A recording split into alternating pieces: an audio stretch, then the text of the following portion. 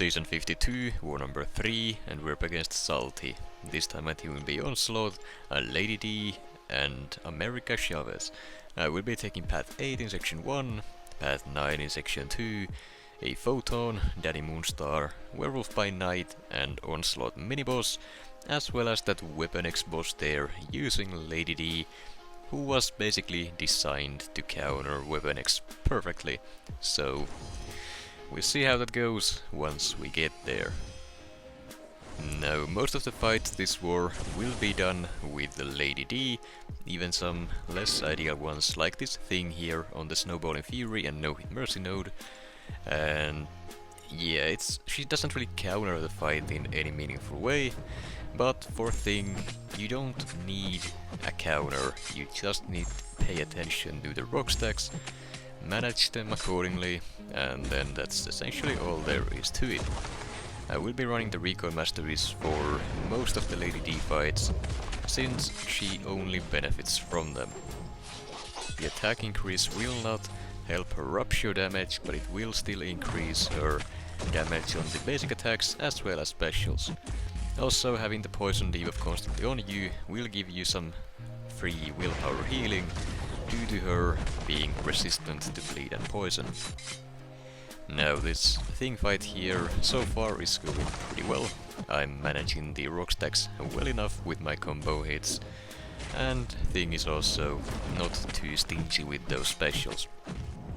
Now, this placement is essentially just a diversity placement, though I'm not exactly sure why they would waste Thing on this specific node, but at the same time, Thing as a defender has fallen off quite a bit, and without the defensive tactic helping him at all, yeah, it's just a time-wasting pick, and now that I've said that, it makes total sense why he's on this node.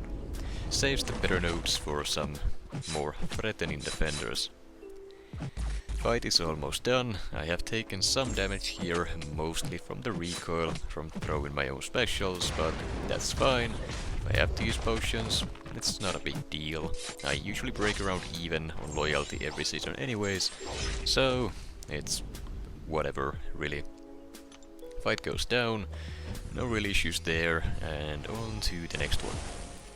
And here we have a Rintrah on the Snowballing Fury and Personal Space Fury, along with Underhanded Comment nodes, and I will be taking it with Lady D.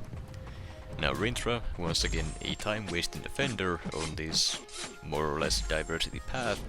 However, Rintrah does have the defense tactic, so I do have to manage the heal box on the opponent constantly throughout the fight, and I also have to manage his mystical charges, I believe is what they are called, by knocking him down constantly. If he gets to 10 or more and I hit him while he's cornered, he will go unstoppable, and I would like to avoid that. Another thing to worry about here is my parries failing if Rintrah here has any buffs on him, so that's something I do need to keep an eye on as well. If I stay too close to him, he will start stacking up fury buffs, and to avoid that, also the constant heavy knockdowns are very useful. Now, Lady, she's not the fastest attacker in war, I'm sure all of us know that, but she is a safe one and a fairly consistent one.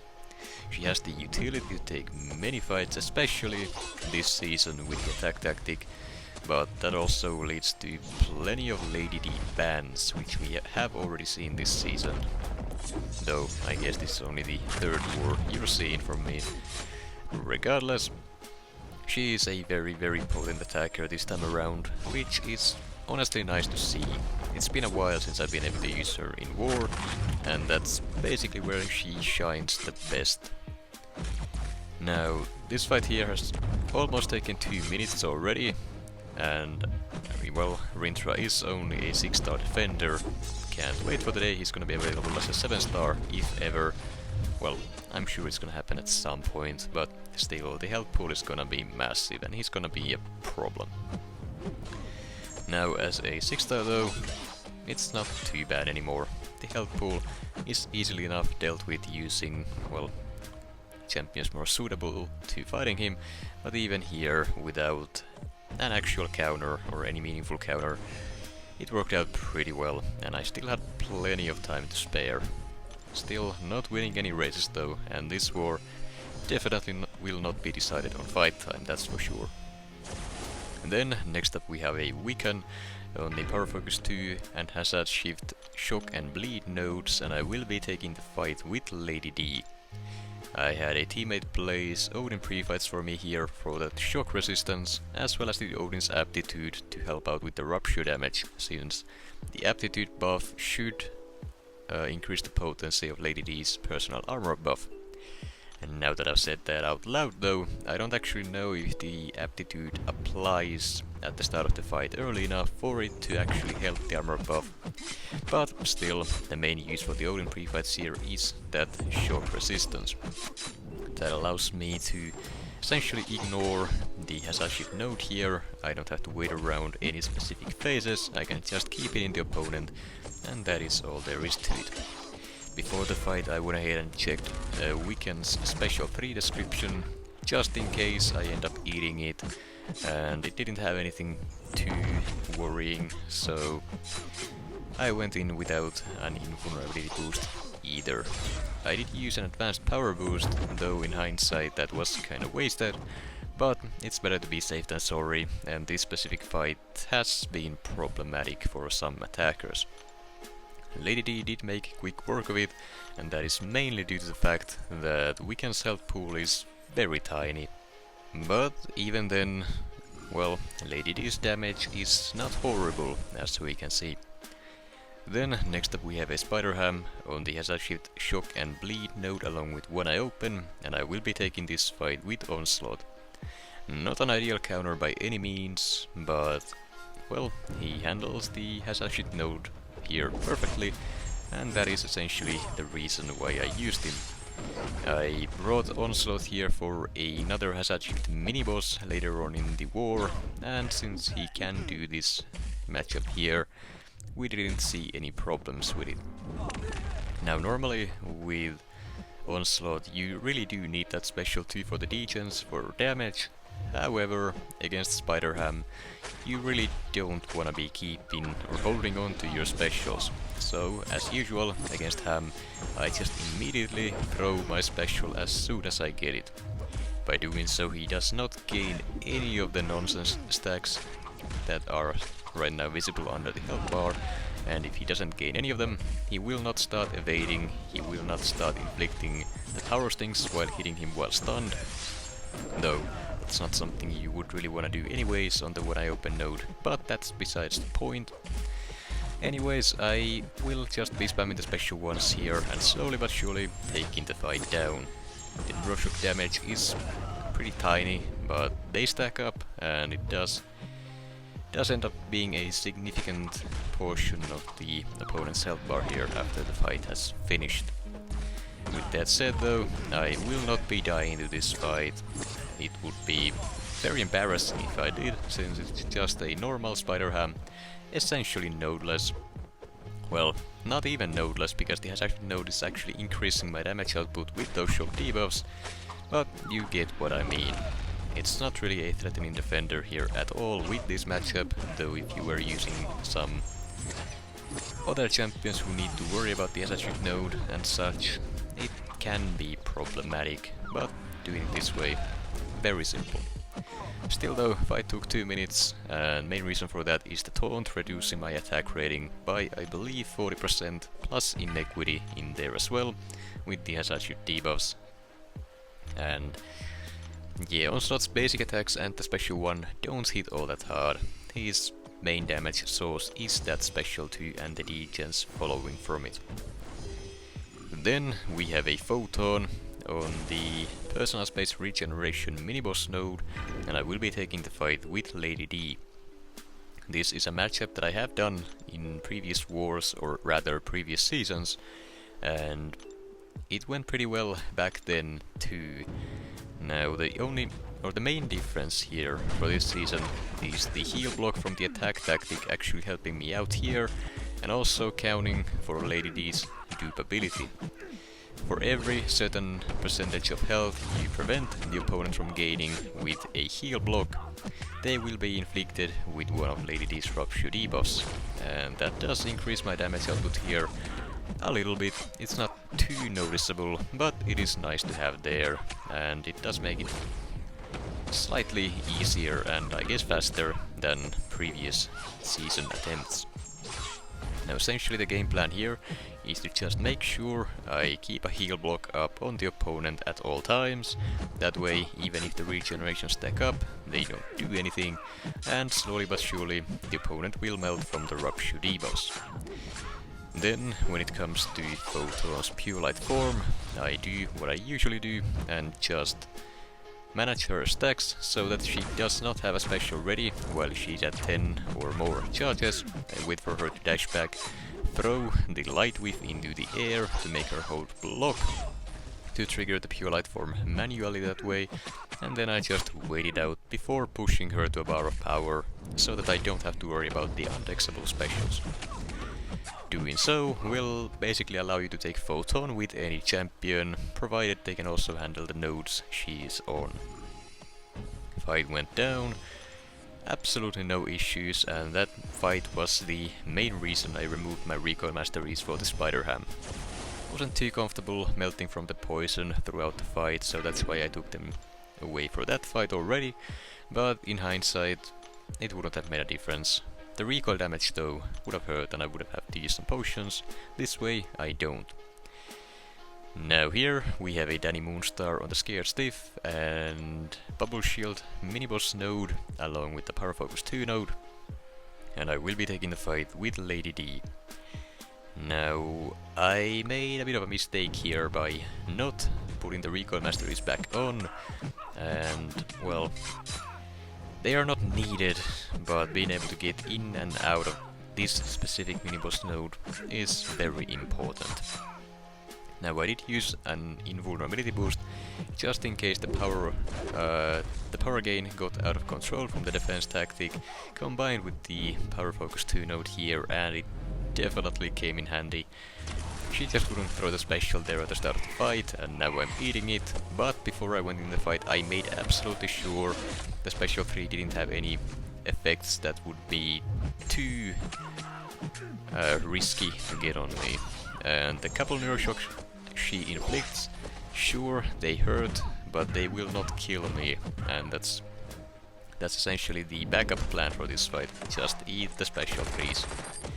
At least that would have been the backup plan if I did not get hit there and consume the invulnerability charges, and now I'm basically without any safety nets.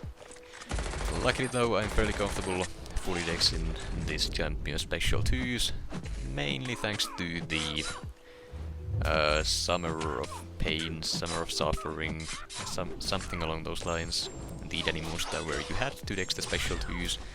I more or less have the muscle memory to get it down, at least most of the time.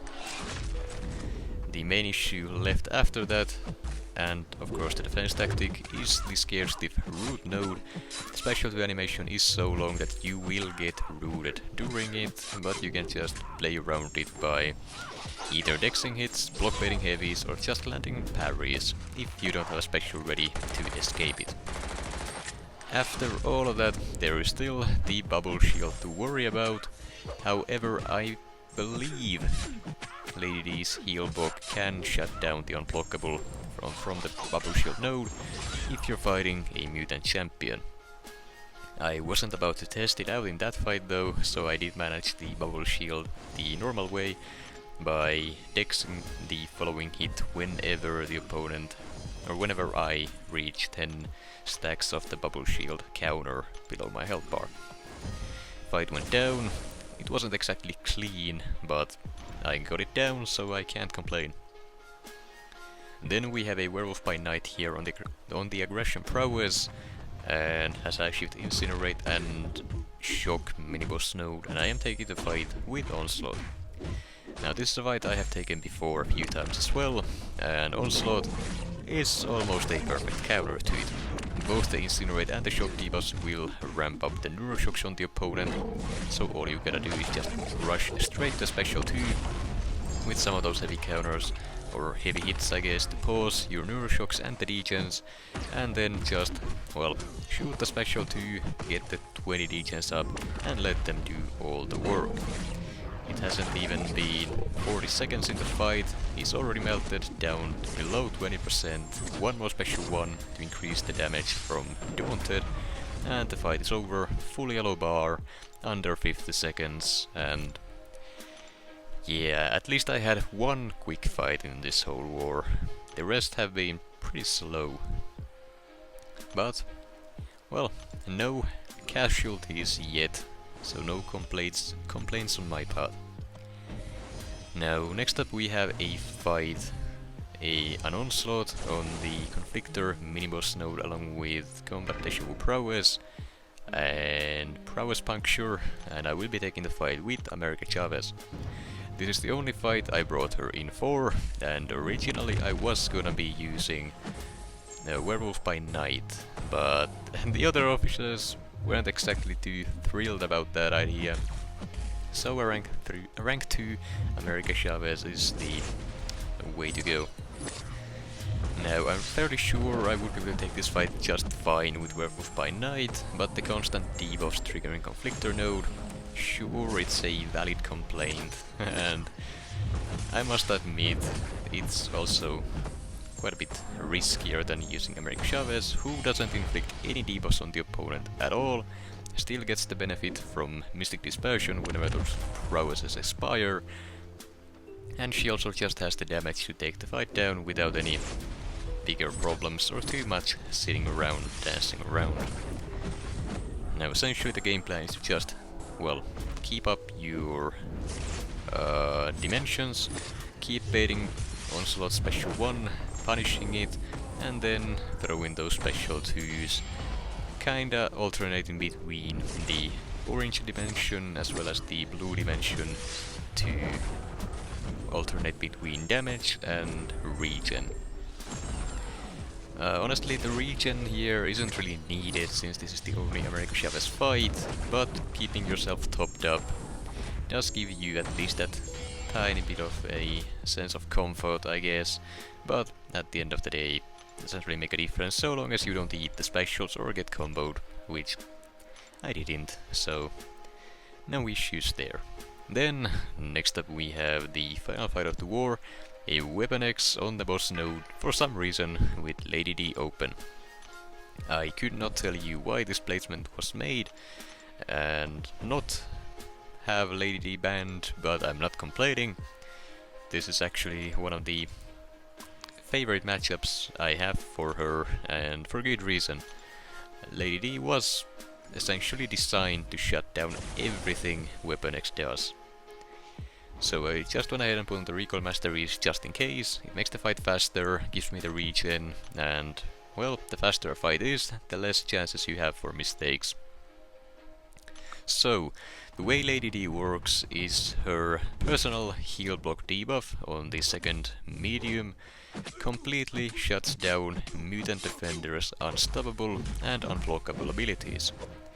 And as we all know, Weapon X, when he enters his rage, he goes fully unblockable, he starts going unstoppable on his heavy charges, as well as his specials, though I guess the heavy charge unstoppable happens regardless of him being in rage.